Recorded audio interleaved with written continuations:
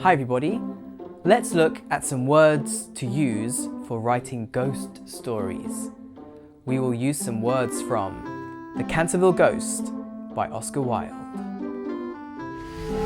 Haunted! This house is haunted. What does haunted mean? If something or somewhere is haunted, it means a ghost lives there or is seen near that place often. Ooh. Oh, hello ghost. Hello.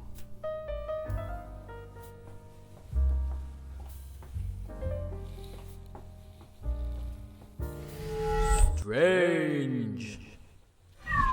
If something is not normal, then it is strange. In ghost stories, there are many strange things and strange things happen. For example, in The Canterville Ghost, people can't sleep at night because there are strange noises. What's that strange noise?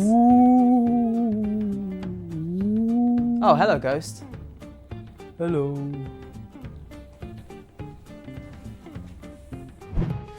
Terrible! You can describe things in ghost stories as terrible. Terrible means very bad or very serious.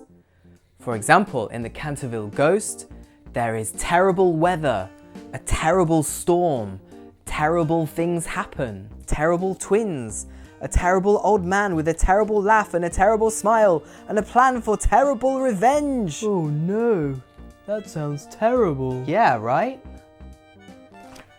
And if you've used terrible too much, you could also use horrible instead. Horrible describes something that's really not very nice.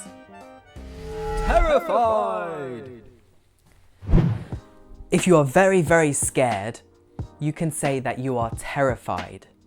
And if something is very, very scary, you can say that that thing is terrifying. Now in The Canterville Ghost, the ghost tries to terrify people.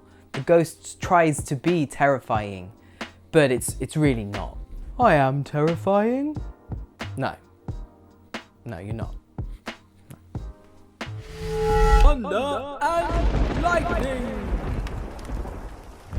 There is often thunder and lightning in ghost stories. Thunder, the sound, and lightning, the light. And I don't know why, but in thunderstorms, that's when there's thunder and lightning for a long time. In thunderstorms, scary things always happen. So there you go, lots of really useful words for writing ghost stories. Why don't you try writing your own ghost story and see how many of these words you can get in there. No. No. Terrifying.